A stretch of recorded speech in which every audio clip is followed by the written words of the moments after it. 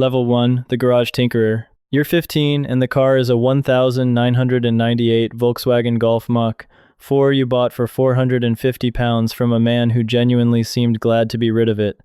Rust blooming along the sills, a passenger window that only goes down halfway, an idle that hunts up and down like it can't decide what it wants. To anyone else, it's scrap with a number plate. To you, it's a starting point. The garage isn't really a garage. It's a lean-to bolted onto the side of your parents' house, concrete floor, one bare bulb, a shelf of half-used paint tins from projects nobody ever finished. You shove an old lawnmower into the corner and drag the Golf in and start.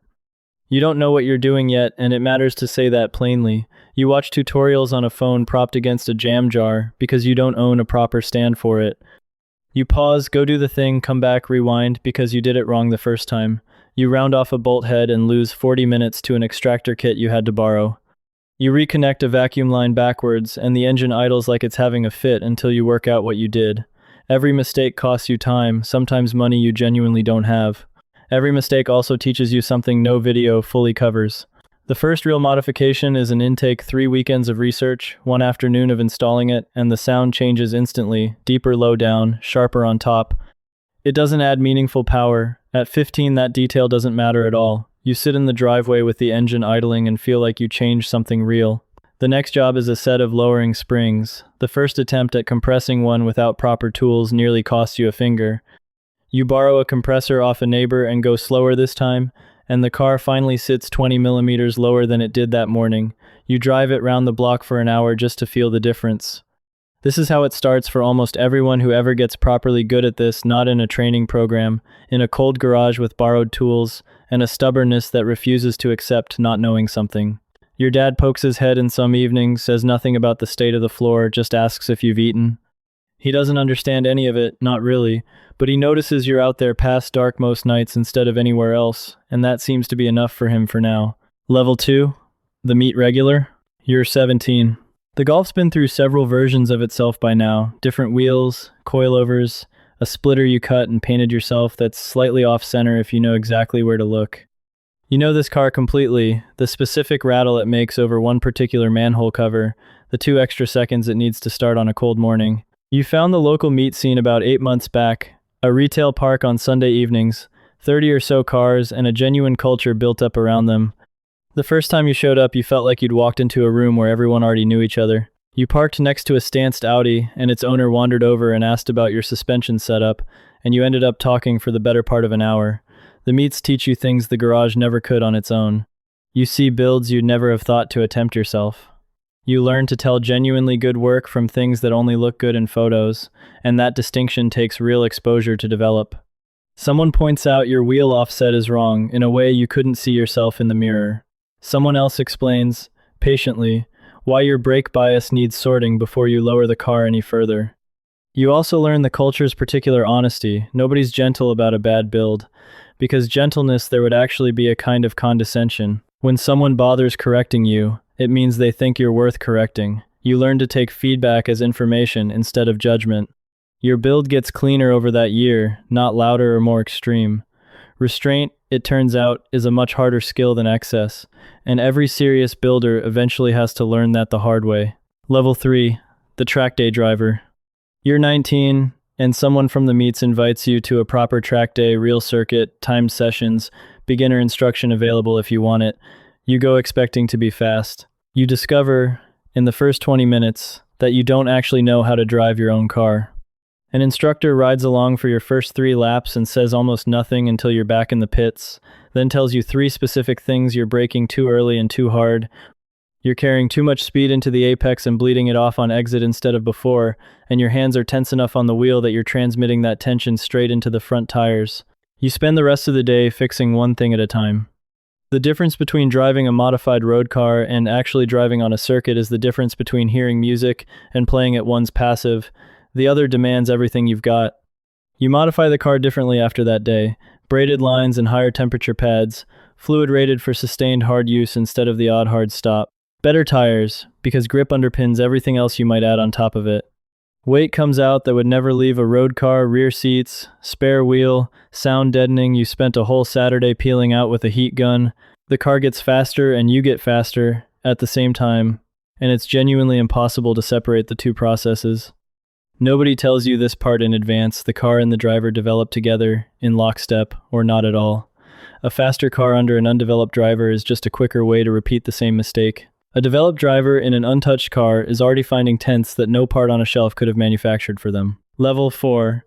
The Serious Builder. You're 22 and the Golf is gone, sold to a kid who reminds you uncomfortably of yourself 7 years back.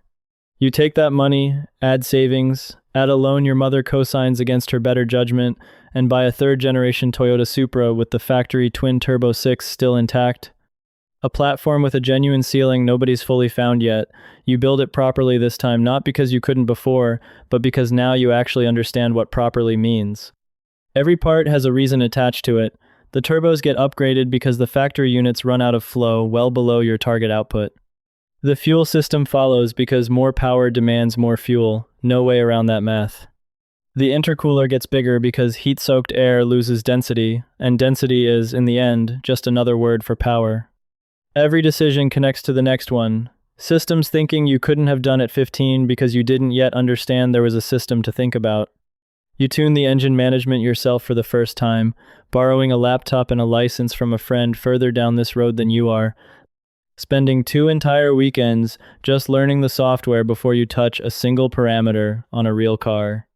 The first time you make a change, log a pull and watch the result land exactly where you predicted it would. Something shifts permanently in how you understand an engine. It's a system of inputs and outputs. The ECU is only the translator. Tuning is just making that translation more accurate. You'd been a passenger in this whole process until now. Suddenly you're in the room where it actually happens.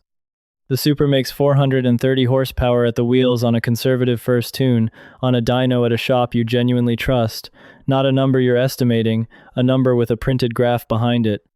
The drive home that night is the most focused half hour of driving you've ever done in your life. You call your mother from the driveway before you even go inside just to tell her the number, and she has no real frame of reference for what it means.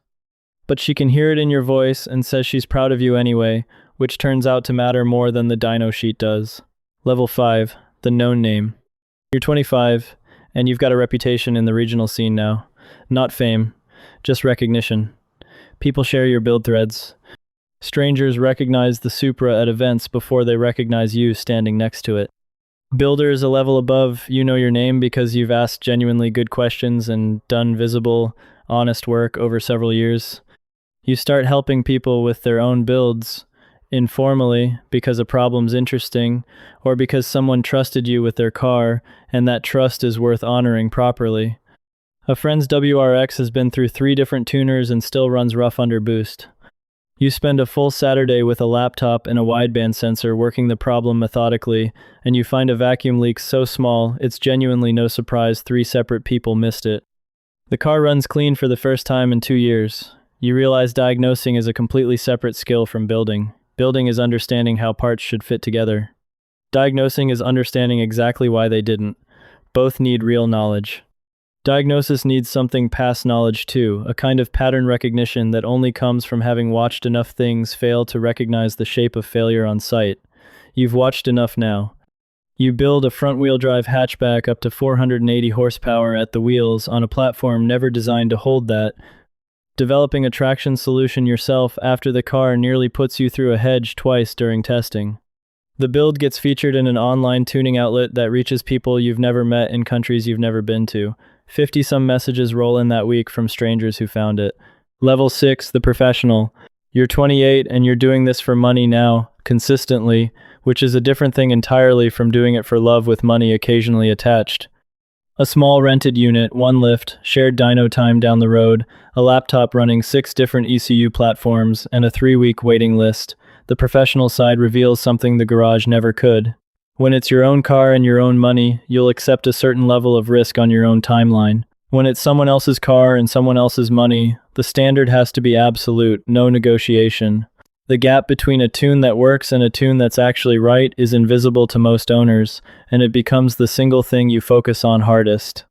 Customers bring you things bought cheap and tuned badly elsewhere, wanting it fixed.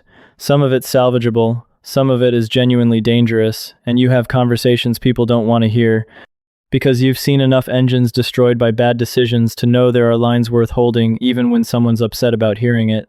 You develop specialties forced induction on platforms that never came from the factory that way. Ethanol conversions. Older Japanese market engines most tuners won't touch because learning them properly takes longer than it's worth to most people. That knowledge most people skip becomes the thing that defines your practice, and you charge for it accordingly. The scene knows you differently now, not as someone with a good build. As someone with a practice, a good build is a single outcome. A practice is a standing commitment to a standard across every single outcome that follows.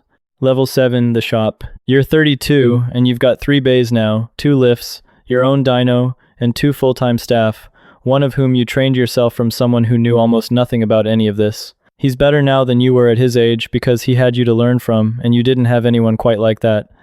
The shop's reputation reaches past the region. People drive hours to bring you a car. You've turned down builds that weren't right for reasons the customer couldn't always see, which is always a hard conversation, but it protects something more valuable than that week's invoice. Cars you've built compete at time attack events now, and one holds a regional record in its class. You teach formally too, weekend workshops at the shop, seminars at events, technical write-ups that get read by people learning the exact things you were teaching yourself off a phone propped against a jam jar. Knowledge that took you 15 years to accumulate moves through other people faster now, because you're organizing and handing it over instead of making each person rediscover it independently from zero. It's the most satisfying part of the whole job that doesn't involve a dyno readout. One evening after a workshop, a teenager who barely said a word all session lingers by the door and asks, quietly, how you knew you were actually good at this instead of just enthusiastic. You tell him the honest answer: you didn't for a long time, and the not knowing is exactly what kept you paying proper attention. He writes it down on his phone like it's a formula.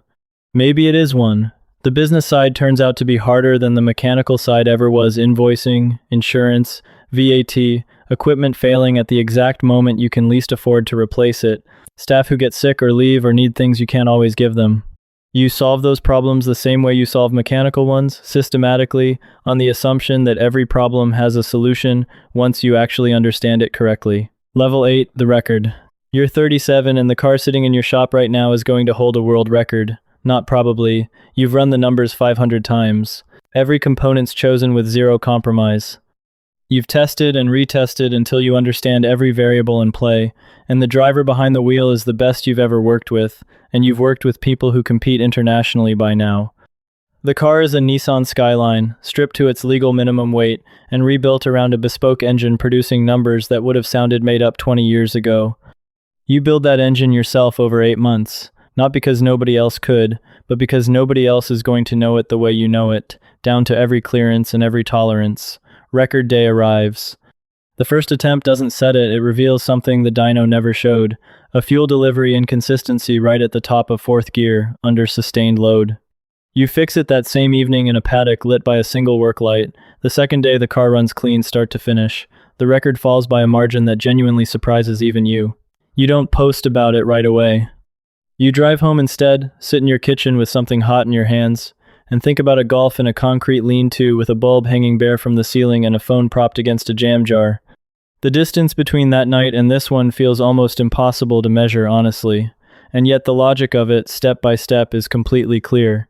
Every mistake became part of the knowledge. Every car taught you something the one before it couldn't. Level 9, the legacy. You're 41. The shop's trained 9 people who now run their own practices elsewhere. A car you built sits in a motorsport heritage museum.